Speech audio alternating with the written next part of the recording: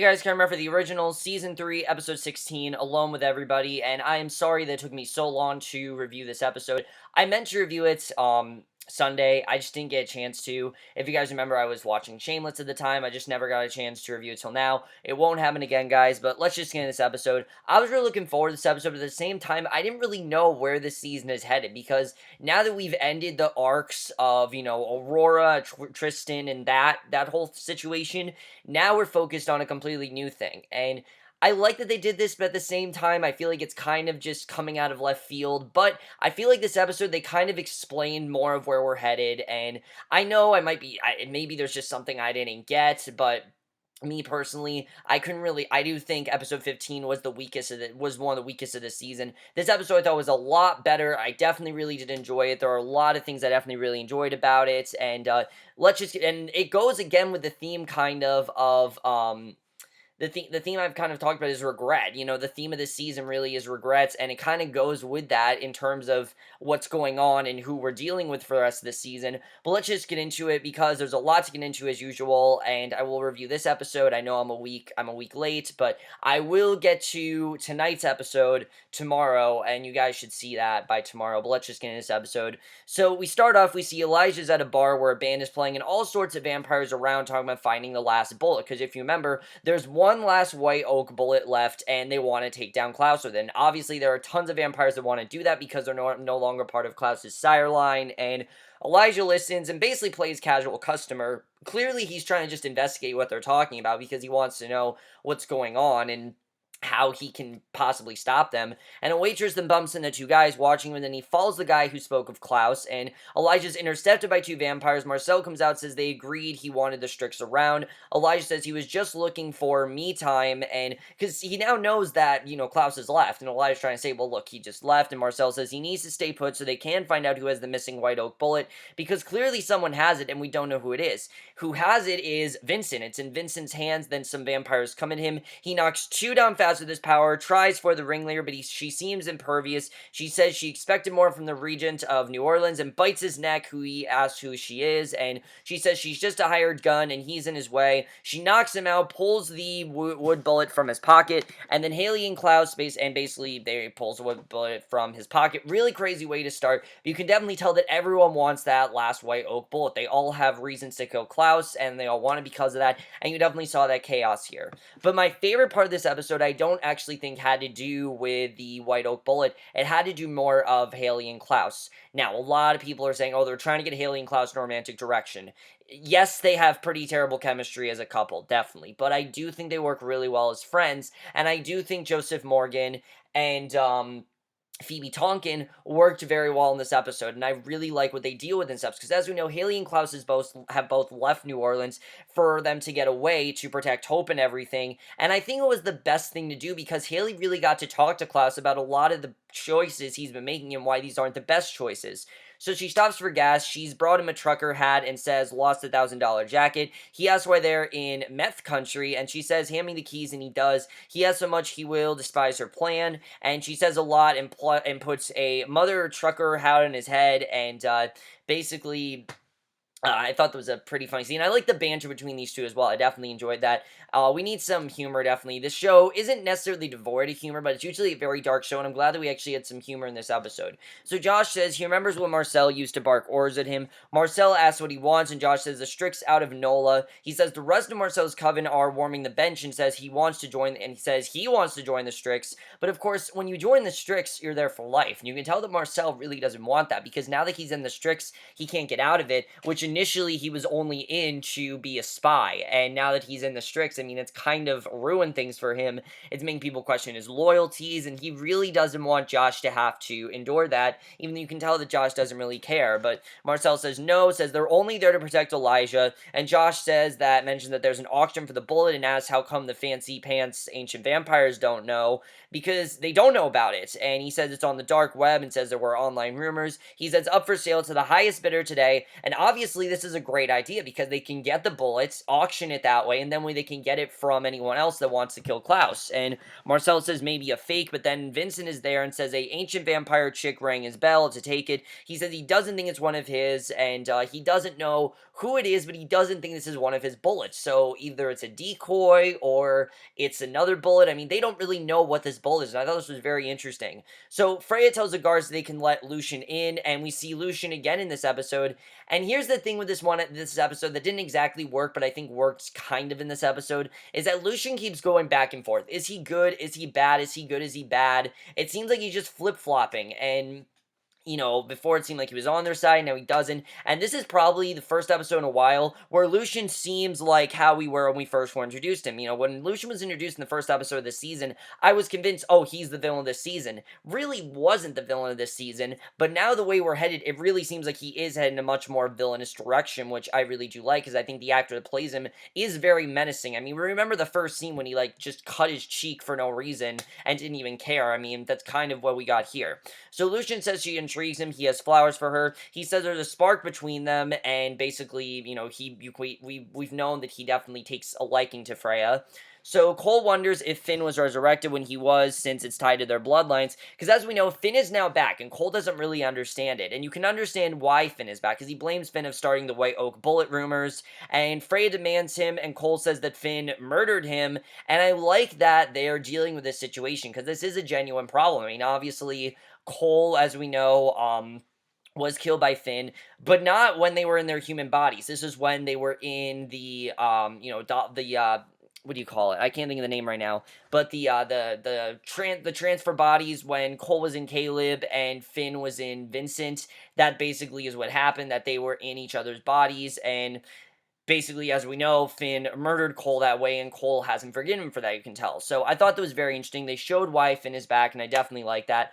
And I like that they showed that Finn's not a villain. Kol pretty much is the villain here, because Kol's the one that's obviously has a lot of problems, and Finn wants to kind of, be the one to neutralize him. So Elijah tells Freya that Finn has shown them nothing but contempt. Finn is there and says, let's discuss our family quarrels. He says they're long overdue, and basically they need to talk about, the situation at hand, because he knows there's a problem. They need to talk about it. Hayley and Klaus stop at a dive establishment. The guy says that they're closed. Hayley orders a bourbon and asks for Hollis, and he's happy to see her. Tells the bartender to take off. Hollis says it's been a long time since she danced in his bar. Now, you have to think that this was basically in her old life, because we know that Hayley wasn't always hybrid.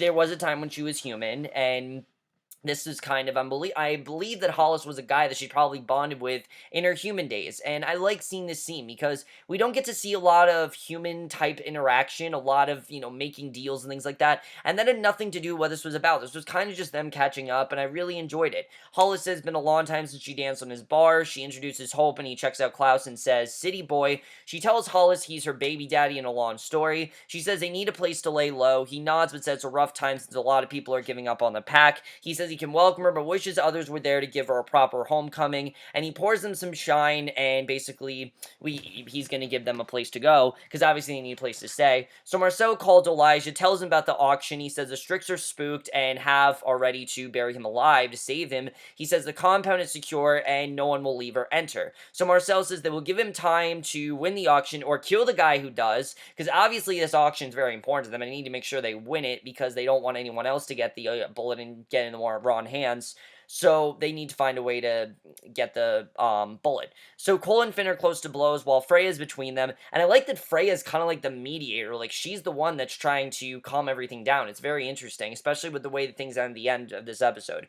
So Elijah says they will take a staycation since they are all at risk. He says dispense with the posturing and let's do some family bonding. So Klaus complains about the dirty glass. Hayley says he's the worst. Klaus says she's the one who insisted on coming along, which, yeah, she was the one that said they need to come here, and she says she was tired of giving his brother said doe eyes, and I thought that was kind of funny, but yeah, that's true. I mean, we've known that she has these feelings for Elijah, but she can't really do anything about it, and Hollis says quiet down if she wants to stay on the down low. Hollis says someone tried to rob the local gas station if it went bad for Kayla. She triggered the wolf curse. Hollis tells her where she can find her. Hayley wants to go to her, but Klaus says that it is no time to be a wolf counselor, and basically, Klaus says they're leaving. Their daughter's life takes precedence. He says that they'll do things his way, and I like that, again, Klaus thinks he has control here. And that really is a problem that we see that Klaus has in this episode. He does deal with control issues, and Hayley really does address that. And I like that she addressed that in this episode, which we'll get into, which is probably one of my favorite parts of this episode. So Josh and Marcel have one of the auction guys, and Josh gets the auction login from his computer. The Asian vampire says that they are one of the lucky few, and the opening bid is 5 million. So it's a lot of money, obviously, but bids are starting to pour in. Josh says that they're not playing, and he asks Marcel what to do. Marcel gives him a Latin phrase that says the Strix will fulfill their command. The bid was accepted. They wait, and they're pretty much thinking, all right, the bid's accepted. They have this with no problem. They wait. The phone rings. They're told that they won and are given a time and address, and this seems to be going really well. But then I was thinking this is a setup, because I was thinking this just can't be that easy. We're only on episode, we're only on episode 16. There's no way they're going to get out of this that easily. There's going to be more going on, and I definitely could tell that this wasn't the end of things. Even though they made it seem like it was the end of things, we know that deep down it's definitely, there's more to this, and we know there's definitely more going on there. Even though they said that, they won, I know that there's definitely more to it. So Marcel says, let's go get our prize. Freya tells Finn that the brothers reacted as well as could be expected, given the family history, and he says that there can be no reconciliation between him and his brother. There's no way, and Freya says that he told her things would be different. He says he doesn't want to put part of his wretched family, and Elijah comes in, asks her to leave him with his brother to catch up. She goes, Elijah shuts the door, asks how is hell, warm this time, and I like what Elijah says. He's like, how is hell, warm this time of year? Elijah was actually pretty funny in this episode. Elijah then asks why he's there, which obviously is a good question, and Finn says that he changed, yes and no. He says he was in Freya's pendant a long time, reflected, because as we know, all this time, Finn has been in Freya's necklace, and she's let him out when she needs to, and now is the time when she needed to let him out, and he says that he's sickened by what Elijah is, says he wants Freya to put him in a witch's body, so then he will take her and go and never look back. Because right now, things are just dangerous, and he wants to get out of there, and obviously, Elijah needs to confront Finn, because the last time Finn was corrupted and very evil, obviously controlled by Esther, and we know all the sinister things that Finn did last season, so obviously they don't really trust him right now, and that's to be expected. You can definitely tell he's trying to win their trust back, definitely. So Josh shows up at the appointed time. The woman congratulates him. He gives the other vampire's name. He's attacked, fights all the vampires. I knew that this was definitely a setup. You knew this wasn't going to end well, but he can't defeat her, we see. They get control of him. She tells Marcel she can't stop the inevitable, and that they're going to get it no matter what, that there's nothing they can do about it. So she says she answered to someone who wants the Mikaelsons to pray for their sons. She tells her people to make it hurt. They begin to brutalize Josh, and it's a really crazy scene. I didn't know what was going to happen here. So really, I was worried for Josh here. So Klaus puts open the car, says that they're leaving. She says that they're not going, and says her friends are helping, and he's been nothing but insulted. And she says that they are here because Klaus has been a dick to everyone, and that's really true. I mean, that's really what's going on, is that Klaus has been kind of a dick, and he really hasn't given anyone options. He protects his family, no apologies, and yeah, that really is how it is. I've said before, Klaus does things that are right for his family, not really right for anyone else, but for his family, and at the end of the day, that's what matters the most to him, is his family. And obviously, they might not be the best thing to do, but they are the right thing to do in his mind, and in his mind, they're where he needs to go. He needs to protect his family is what matters most, and he'll do anything for them, you definitely see. And we've seen that throughout the course of the show. That's just been how he is, but I like that Hayley kind of gave him a reality check that says he can't really do this anymore, and this is kind of, as a result of what he's been doing, this is why it's happening. She says that he's capable of pretending to be a good person and rationalize things, and she says he made all of his enemies as if that's what he wants for Hope, and she says she won't watch Klaus try and raise her to be like him. Hayley tells Klaus he's going to shut up and wait for her. She says one day their daughter will deal with the same thing, and she hopes someone will make it their business to help her, because obviously it's a genuine problem, and Klaus, is kind of a control freak, and I've said before, I don't think Klaus is a bad person. I think that he is trying to help, definitely. You can tell that he's trying to help his family, but he doesn't really let anyone else give options. It's kind of his plan or no plan. And that's always been how Klaus really is. He's always had these ways of doing things where it's my way or no way. And in this case, he needs to not do that anymore. He needs to listen to other people's suggestions, because it's going to benefit them in the end. And I like that Hayley's really trying to give him this advice. And honestly, it didn't seem like Hayley was being rude. It seemed like she was genuinely giving him advice. And she gets closer, puts her hand on his arm. She says, being kind doesn't make you weak. And she walks walks away, and that's true. Klaus, it has been kind, and that's kind of the thing with Cammy that he liked, and now it's kind of gone, because that side of him, he really was like that because of Cammy, and now that Cammy is not like that anymore, he's kind of gone away from it, and definitely, I really enjoyed that scene. I don't know if this is going to get Klaus to really change, because I don't really think that's possible, that Klaus will never change that controlling side of him. He'll always be like that. But, I think he at least is thinking about, considering not to let Hope be that way. Because I think Klaus knows that he does things that aren't necessarily justified and aren't really the best thing to do. But in his mind, it is the best thing to do. But he does know that he wouldn't want to raise his daughter like that. I think he knows that deep down, that, he does do some things that obviously aren't right. And in his mind, they are right, but in no one else's mind, they are. And he doesn't want Hope to be that way either. So I do think that he kind of got that message across, but I really like that scene. I think Phoebe Tonkin really sold that, because we've seen all season, she was, remember episode 2, she was wailing on Klaus, really pissed at him, just wanting to beat him up for what he did. And now I think she's starting to understand that why he does these things, and that he needs to try to be kind, and that he is actually kind of afraid of doing something good. And in many ways, yeah, I feel like Klaus always wants to be in control, always wants to be the villainous type, but he's not a villain, and that's the thing. Klaus has never been the villain on this show. Vampire Diaries Season 2, that was the Vampire Diaries Season 2 and 3, that was Klaus the villain. But this show, he's really never been the villain. I've said it before, the show's really trying to humanize Klaus, and I think they've really done that, and especially this, this season, they've really done that. So Kol complains to Davina about Elijah, says he's going to let Finn steal body and go on with his life. Davina says he needs to take his mind off things and kisses him. He says that won't work. He says he wants Finn to suffer for what he did to them, because he did put them through hell, as we know. He killed Kol, and that ripped Davina apart, and she promises he will, kisses Kol again. Now she has his attention. He's hungry. His fangs pop. He speeds away from her so he doesn't bite, and they kind of are having this sexual relationship. It's honestly kind of interesting. One, we get to see Daniel Campbell, like, half naked a lot more, which I like, because you guys know I find Daniel Campbell really attractive. Two, Danielle Campbell, I mean, not Danielle Campbell, I mean, two, the fact that, their relationship is very interesting. I really like the way this is going, and I like that Davina is still liking Kol. Like, she still likes Kol, she still wants to be with Kol. Even the fact that he is, in his regular body, she still does love him, and that love wasn't just the Caleb body, it was in fact for Kol, and this confirms that, and I definitely like that. So Josh tells the other bullets, never win. Marcel rips their hearts out. Josh says he did what he was supposed to do, he got his blood on the vampire, and that is exactly what he was told to do. So Vincent does a low care spell to see where the blood is. Sophia's on the phone to her boss, says she'll get it done. Marcel and the Strix surround Sophia, and he asks who she works for. She says if she tells him the name, she's as good as dead, and says now that Marcel interfered, so is he. Davina looks through a book of spells, and at a sketch of a key, she says, she basically says, let's see how Finn likes to test of his own taste of his own medicine.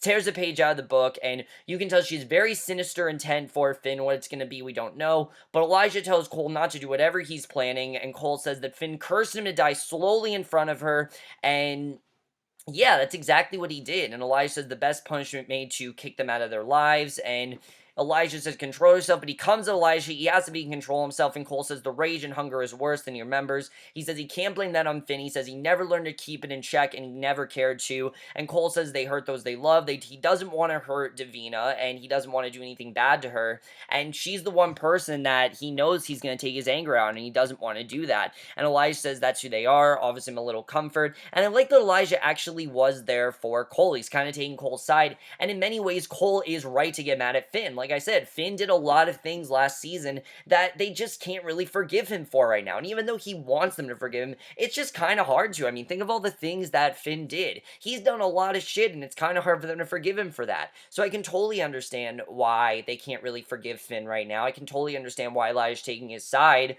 because it's just very hard to forgive him. I mean, Finn basically turned on everyone. He killed Kol. He killed his own brother. He tried to take over. He was power hungry. I mean, he wanted all these things. And, we know that Freya was the one to finally bring him down. But for a while, we knew that Finn was rising to the top. And he really seemed like he was going to just dominate everyone. And of course, that's when Vincent came out, and, we got out of Vincent's body, and then we had Vincent. But before, we remember when Vincent was Finn. And basically, really crazy stuff. I can understand, though, why they're really upset, and I like that not everyone is mad at Kol. I mean, Kol obviously has problems. You can understand why he has these problems.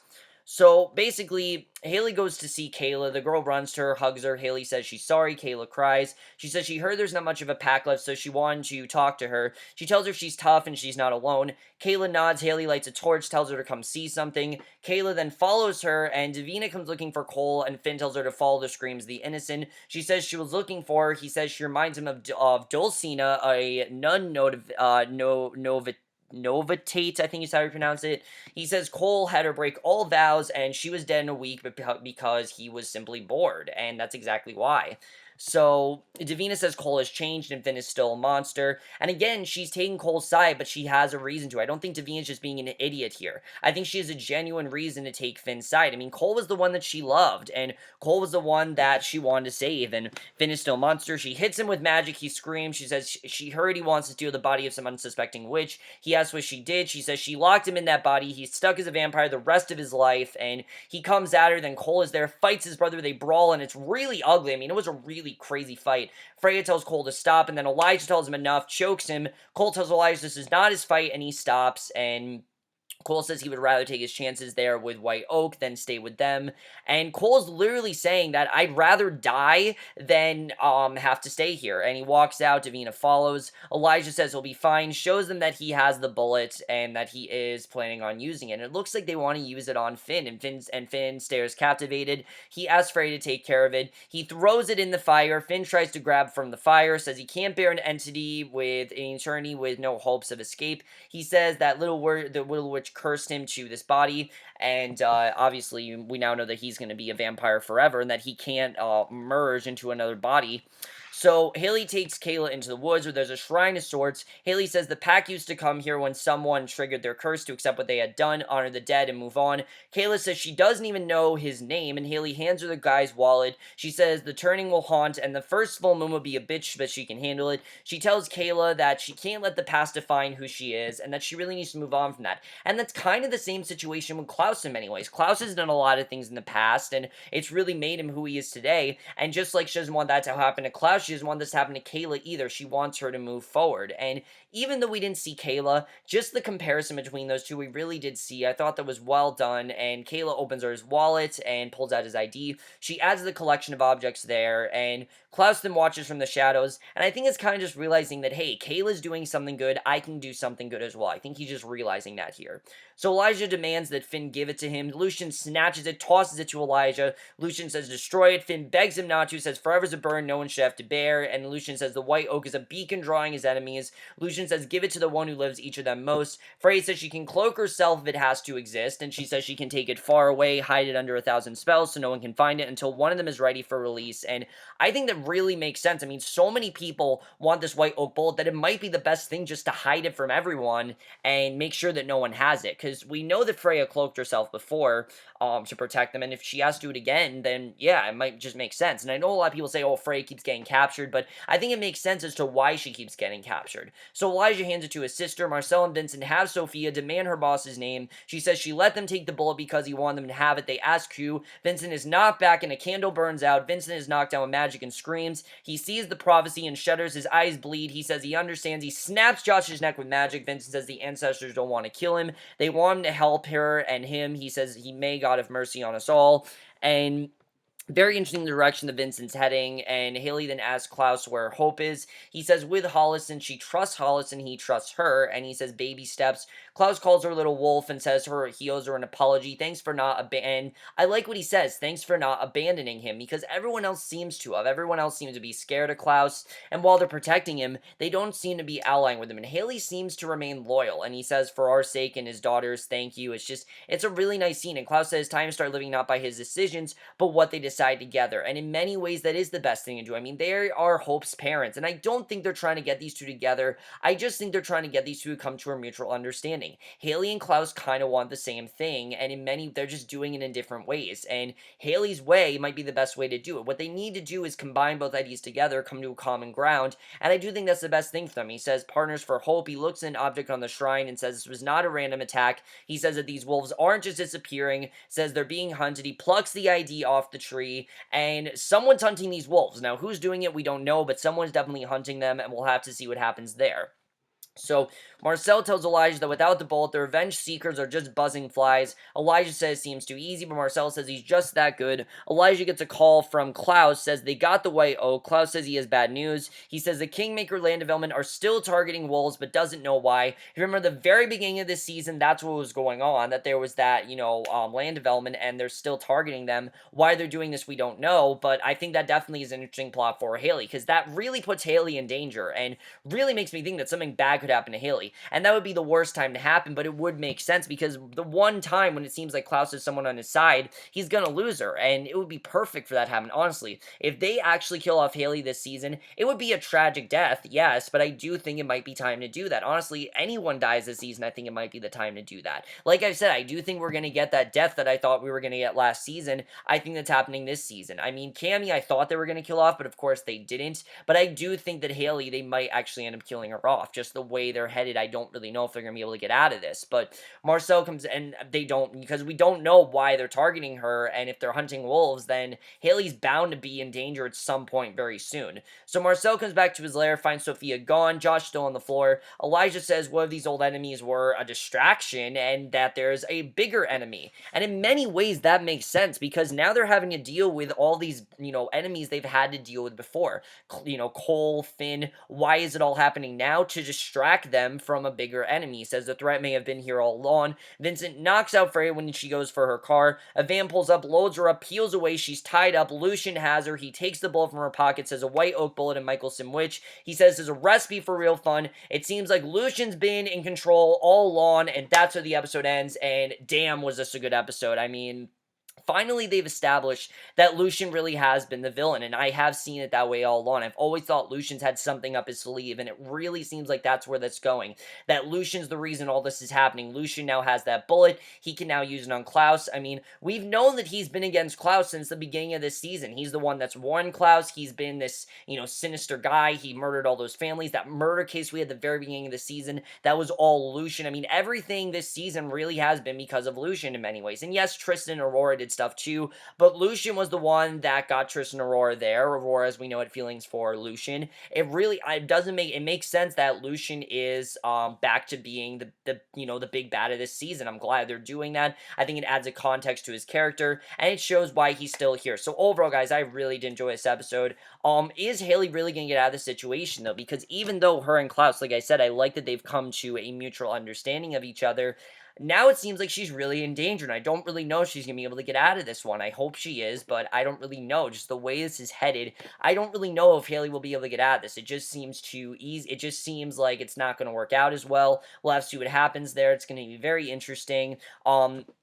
Finn and Kol, I can totally understand why Finn and Kol are butting heads right now, because Kol has a lot of unresolved feelings for what happened with Finn, and they really need to repair a lot of that damage, but I don't really know if that's going to work. I mean, Davina, as we know, is really, really against Finn right now, really wants to just kill him, and we'll have to see what happens there, but now Freya's gone, what's going to happen with that? I mean, she might end up having to cloak herself, and like Freya said, I do kind of feel like this season might end with them hiding that white bullet from everyone, but we don't know. That bullet is definitely going to be used at some point this season. I know that's going to happen. Who's going to use it, I don't know, but that definitely is going to happen. It very much reminds me of the Cure storyline in the Vampire Diaries, where who's going to have the cure, someone's going to take it, someone's going to get that bullet this season. I don't know what's going to happen, but we'll have to see what happens there, and I can't wait to see who gets that bullet, because definitely someone's going to get it.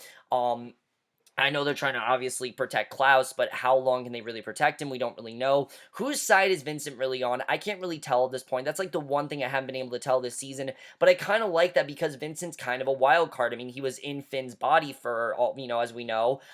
He's been allied with Kol, he's been allied with Elijah, but I kind of feel like he's starting to go on the more villainous path, but we'll have to see where that goes. But overall, guys, great episode. I definitely really enjoyed this one. One of my favorites of this season, without a doubt. Definitely really enjoyed it. Let me know if you guys saw this episode, left to your thoughts, and it's sorry it's a week late, but I will see you guys in my next video, which will either be for a movie review or for tonight's episode of Vampire Diaries. I will get both Vampire Diaries and Originals up tomorrow, definitely without a doubt. I will get both of those up, and we'll see you guys for that. Okay, bye.